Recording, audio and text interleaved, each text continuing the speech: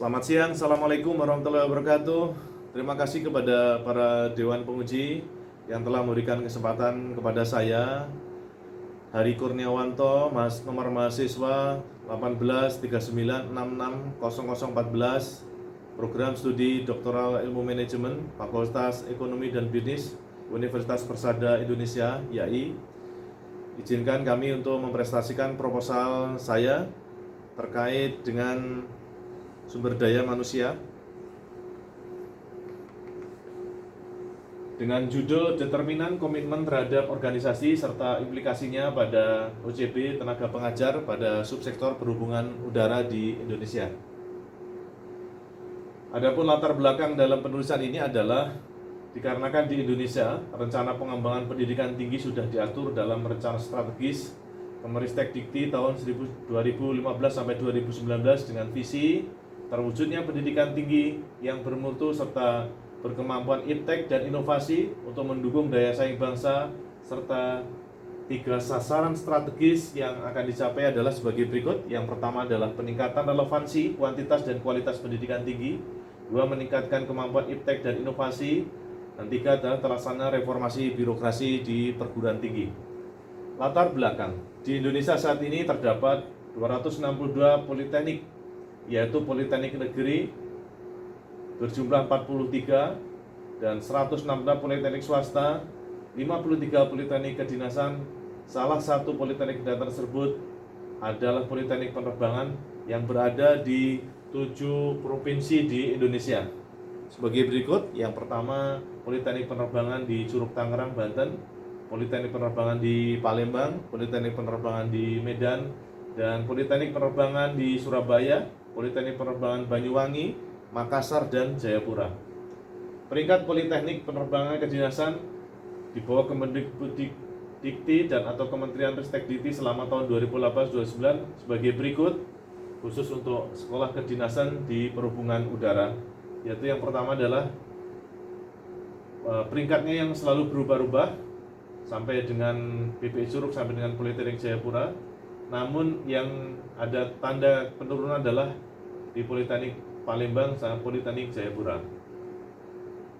Terus berikutnya lagi, tahun 2017 Kemendikbud khusus Ditjen Kelembagaan Iptek dan Dikti melakukan perubahan pada pemeringkatan dan klasifikasi perguruan tinggi dalam klaster dengan menggunakan aspek dan indikator dapat dilihat pada tabel berikut. Aspek sumber daya manusia itu meliputi presentasi dosen berpendidikan S3, presentasi dosen adalah jabatan lektor dan guru besar, rasio mahasiswa terhadap dosen. Dan untuk klaster yang kedua terkait dengan kelembagaan, yaitu akreditasi BAN PT, akreditasi prodi BAN PT, akreditasi internasional, dan jumlah mahasiswa asing yang dimiliki oleh sekolah-sekolah kedinasan, sekolah-sekolah tinggi tersebut.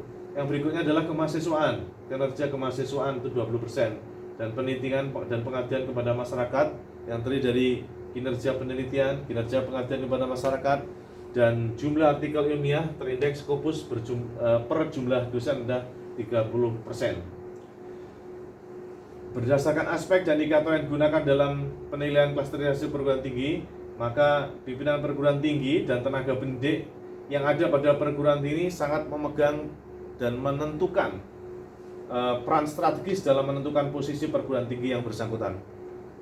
Lanjut, masih di latar belakang, ini hasil survei awal 30 orang dosen atau tenaga pengajar pada Politeknik Penerbangan tentang organisasi citizen behavior. Dan selanjutnya kita singkat dengan OCB, yaitu ada item-item pernyataan menghabiskan banyak waktu mengeluh tentang hal yang tidak penting. 2, lebih merendahkan pada hal negatif daripada hal yang positif, sampai dengan 10 pernyataan atau pertanyaan.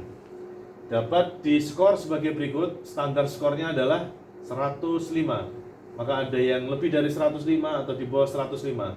Dan metode ini adalah metode pemeringkatan berdasarkan teori Sigman. Nah, berikutnya ada 1, 2, dan 3, ini yang di bawah standar. Ada 95, 85, dan 95 lagi terkait dengan 3 item nomor 1 sampai dengan nomor 3. Dari tabel di atas dapat dijelaskan terdapat 10 kegiatan uji dosen Politeknik Penerbangan. Ternyata dari 30 responden yang menjawab ternyata tersebut di atas masih ditemukan di bawah standar 30%, dan sedangkan yang di atas standar 60%, serta sisanya adalah 10% banding standar. Lanjut pada bagian berikutnya, identifikasi masalah. Ini terdapat 15 identifikasi masalah, namun yang paling krusial adalah kurangnya dimilikinya OJB bagi tenaga pendidik yang dapat didedikasikan pekerjaan yang dilakukan cenderung bekerja sesuai dengan deskripsi tugasnya tanpa melakukan hal-hal yang positif di luar dari tugas dan tanggung jawab pokoknya. Yang lanjut ke rendahnya disiplin kerja dosen dalam melaksanakan proses pembelajaran.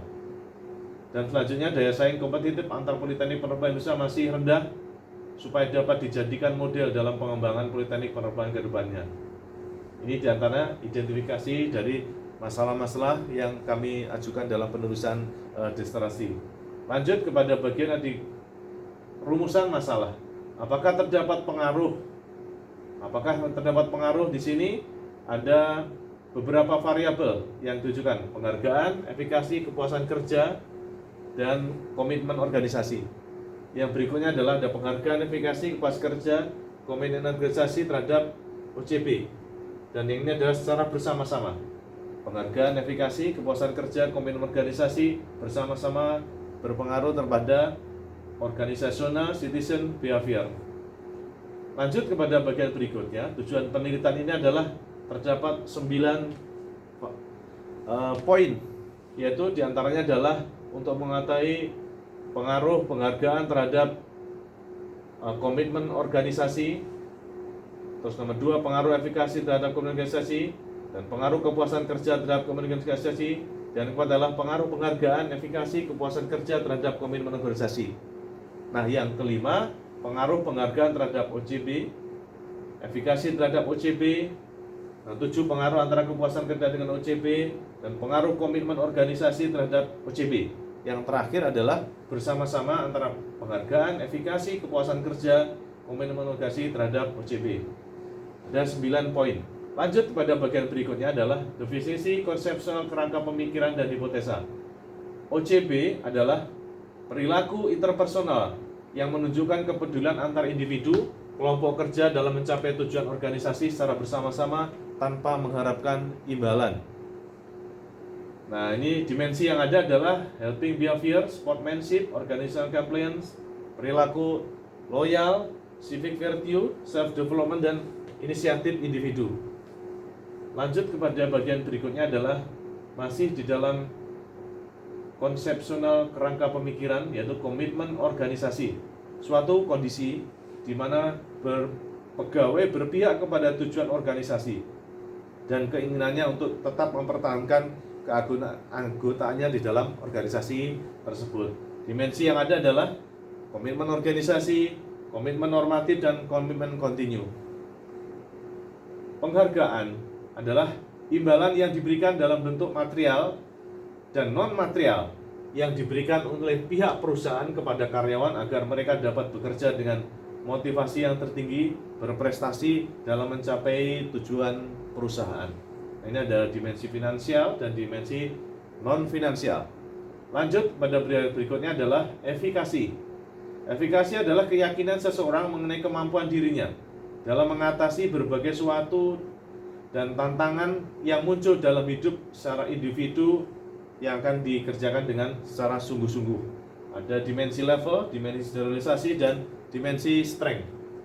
Lanjut kepada berikutnya adalah kepuasan kerja. Keadaan emosional seseorang dalam memandang pekerjaannya yang terungkap dari kepuasannya atas penghasilan, kepuasan terhadap pekerjaan itu sendiri, dan kepuasan terhadap lingkungan serta fasilitas yang tersedia, serta terhadap hubungan kerja internal di dalam suatu organisasi perusahaan.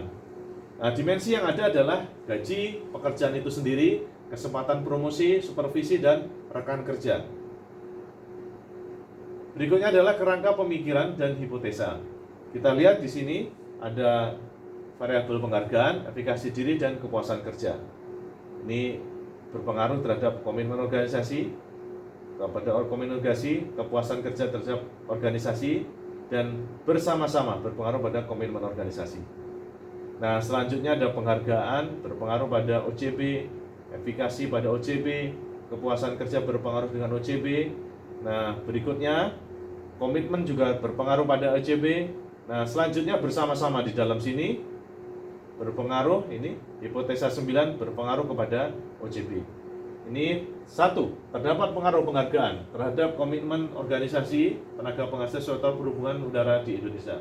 Yang kedua, terhadap penghargaan, pengaruh efikasi kepuasan kerja dan komitmen organisasi terhadap organisasi citizen behavior tenaga pengajar subsektor perhubungan udara. Lanjut, metodologi penelitian populasi dan sampling. Penelitian verifikasi, penelitian yang dilakukan untuk menguji hipotesa. Dan penelitian deskriptif adalah suatu penelitian dilakukan untuk mengetahui keberadaan variabel mandiri, baik hanya pada satu variabel atau lebih, tanpa membuat perbandingan atau menghubungkan dengan variabel lainnya atau variabel mandiri. Biasa disebut adalah variabel yang berdiri sendiri, bukan variabel independen, karena kalau variabel independen selalu dipasangkan dengan variabel yang dependen. Populasi tenaga pengajar subsektor perhubungan udara yaitu sejumlah 241 orang. Dan sampling yang diambil adalah menggunakan teori Jurescock dan Serbon, dan teknik pengambilan sampel adalah sampel jenuh. Dari keseluruhan populasi ada diambil sebanyak 200 untuk sampel penelitian dan 30 adalah untuk sampel uji coba. Lanjut kepada teknik pengumpulan data primer dan data sekunder. Data primer adalah data yang dikumpulkan secara langsung oleh peneliti untuk menjawab masalah atau tujuan penelitian yang dilakukan dalam penelitian eksploratif, deskriptif, maupun kausal dengan menggunakan metode pengumpulan daya berupa survei ataupun observasi. Lanjut, data sekunder merupakan struktur data historis mengenai variabel-variabel yang telah dikumpulkan dan dihimpun sebelumnya oleh pihak lain. Validitas dan reliabilitas. Untuk validitas adalah rumus korelasi yang digunakan dalam penelitian ini adalah uji KMO, Kaiser Meyer Olkin, dengan rumus sebagai berikut. Dan untuk yang reliabilitas menjelaskan bahwa ukuran yang sering digunakan untuk melihat reliability questionnaire adalah question alpha Cronbach, yaitu sebagai berikut. Interpretasi dan modifikasi terhadap model yang diajukan adalah sebagai berikut, yaitu ini adalah variabel penghargaan, efikasi diri, variabel kepuasan kerja, komitmen terhadap organisasi, dan OJB. Di masing-masing terdapat dimensi dan terdapat indikator. Berikutnya adalah demikian presentasi proposal disertasi yang kami sampaikan kepada Dewan Penguji. Saya ucapkan terima kasih. Wassalamualaikum warahmatullahi wabarakatuh.